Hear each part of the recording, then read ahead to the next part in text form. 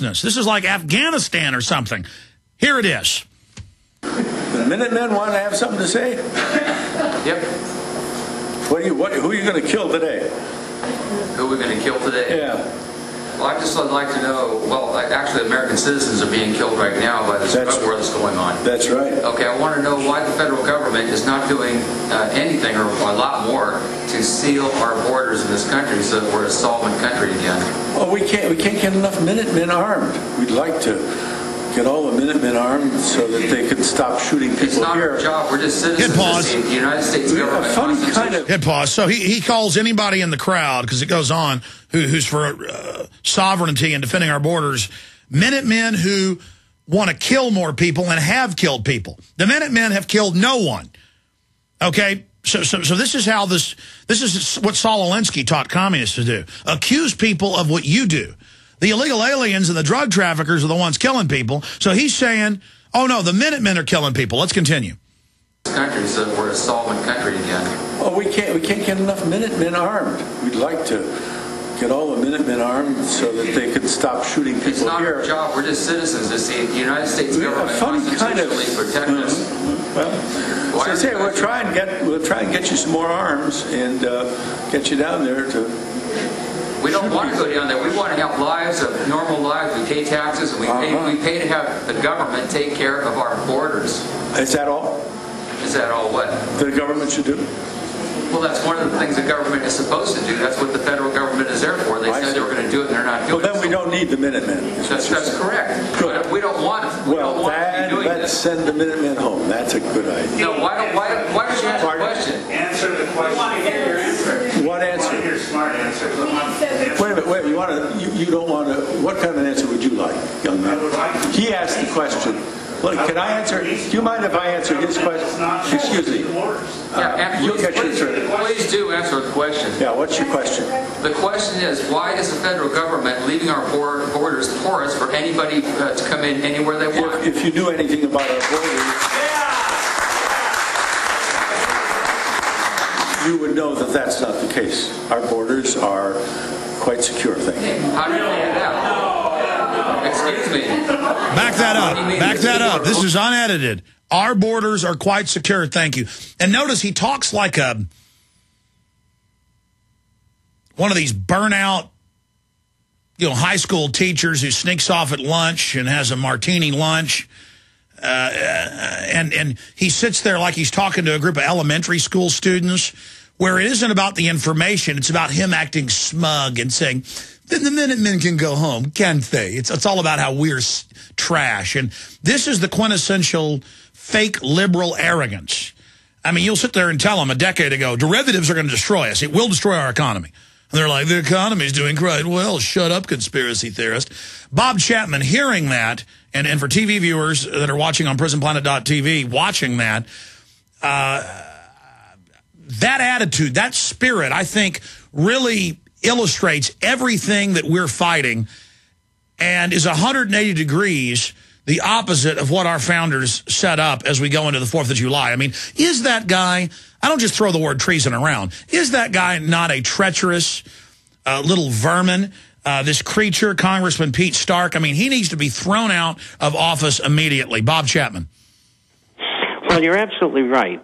And I'm glad he's doing what he's doing, because what he's doing is alienating the American people who know better. There was a poll taking yesterday or the day before, and people were asked in the survey, how do you feel about the actions by Arizona in regard to illegal aliens in their new rules or laws?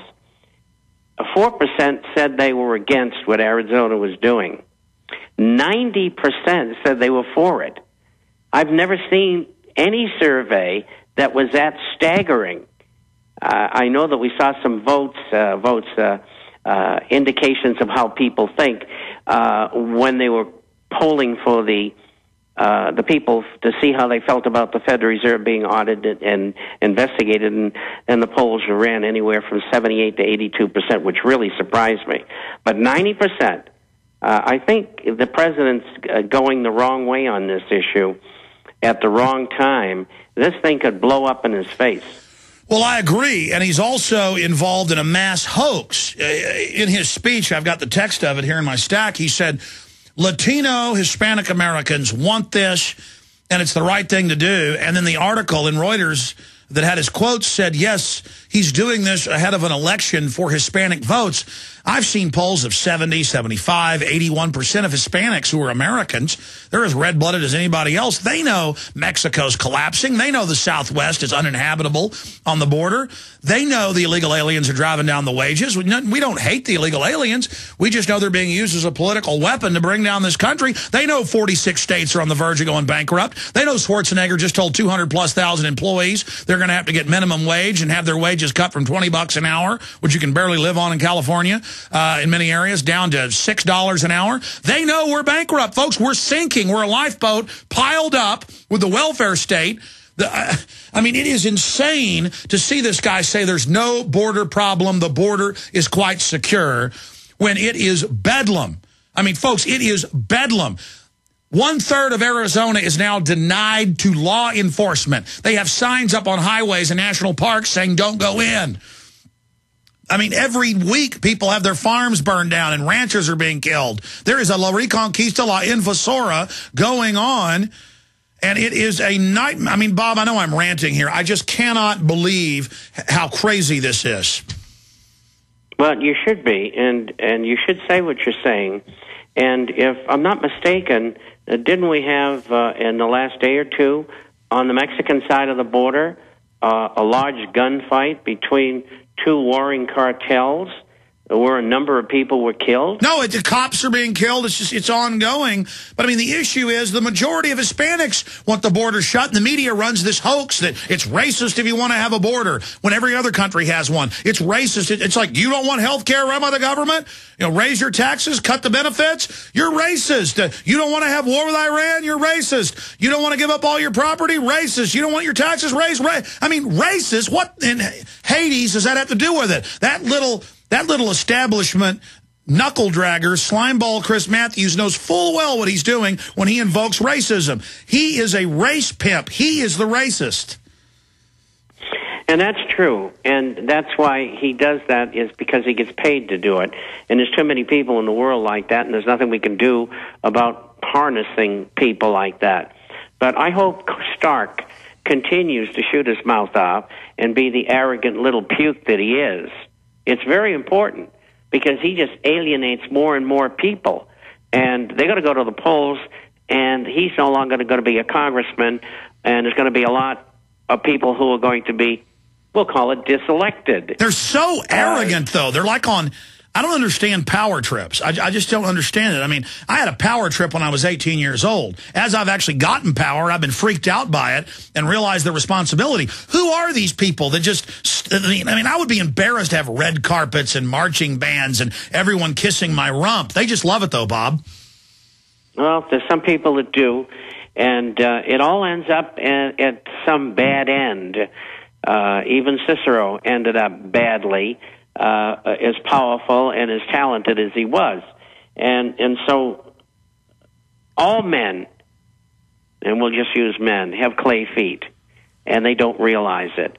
And your comment about the responsibility that goes along with the things that you and I do is extraordinarily succinct. It's very important that you realize that, and people in the position that you and I are in, that we have a great responsibility and burden to carry, which we have voluntarily assumed.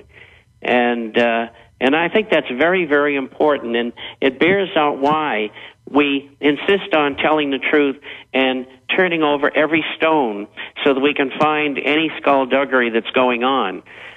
Sometimes I think my publication, The International Forecaster, should be renamed The Financial Inquirer because if you want to really know what's going on around the world, it's important in the realm of skullduggery. We cover it.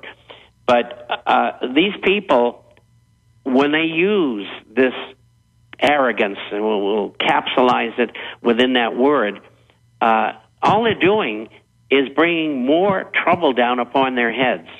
and it's going to bury them. Well, I mean, it enrages me to watch Obama playing golf every day, to have read about Bush taking 2 naps and working out for 3 hours a day. I mean, I feel like with the responsibility I have, I catch myself working 10, 12, 13, 14, 18, sometimes 24 hours not sleeping. I had to quit that a few years ago because it was so bad for me physically, you know, to work 24 hours straight all the time, you know, I mean, routinely. But I feel like I feel guilty.